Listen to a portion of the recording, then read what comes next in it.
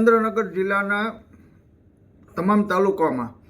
જે 25, 26 અને 27 ઓગસ્ટનો જે જોરદાર વરસાદ પડ્યો છે, જે ગ્રામ્ય પંથકમાં આશરે 20 ઇંચની આસપાસનો વરસાદ નોંધાયો છે, ત્યારે આ વરસાદથી ખેડૂતોના જે ઊભા પાક છે એમાં ખાસ કરીને કપાસ, બાજરી, જુવાર, મગફળી અને તુવેર, અડદના જે પાકો છે એ પાકોમાં પાણી ભરાવાના કારણેથી 3-3 ફૂટ, 2-2 ફૂટ સુધીના પાણી ખેતરોમાં ભરાણા છે અને અતિશય વરસાદના કારણે આ પાક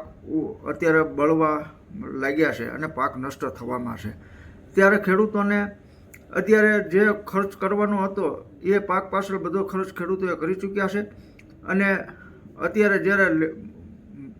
મોંએ કોળિયો આવ્યો હતો ત્યારે જ આ વરસાદના કારણેથી ઝૂંટવાઈ ગયો છે. ત્યારે ગુજરાત સરકારને અમારી વિનંતી છે કે મુખ્યમંત્રી કિસાન સહાય યોજના છેલ્લા 4 વર્ષથી અમલમાં મૂકી છે, પણ આજ દિન સુધી એ યોજના પ્રમાણે કોઈ પણ ખેડૂતોને વળતર ચૂકવવામાં આવેલ નથી. ત્યારે મુખ્યમંત્રી કિસાન સહાય યોજના અંતર્ગત સર્વે કરી અને એના નિયમો મુજબ એના નિયમો તમામ જે મુખ્યમંત્રી કિસાન સહાય યોજનાના નિયમો છે એ નિયમો લાગુ પડે છે ને એ લાગુ પડવાના કારણેથી આ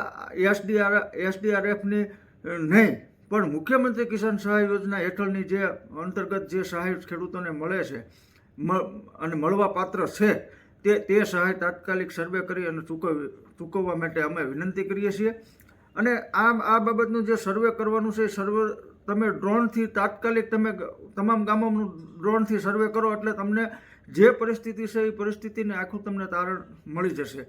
હાલ પણ પાણી ઓસર્યા નથી, અત્યારે પણ 1-1.5 ફૂટ સુધીના પાણી ખેતરોમાં ભરાયેલા છે. ત્યારે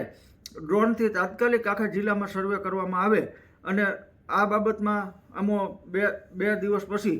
અમે કલેક્ટરને પણ આવેદનપત્ર આપવાના છીએ અને ખેડૂતોને આ વળતર ચૂકવવા માટે થઈ કે સહાય ચૂકવવા માટે થઈ અને અમે રજૂઆત પણ કરનાર છીએ.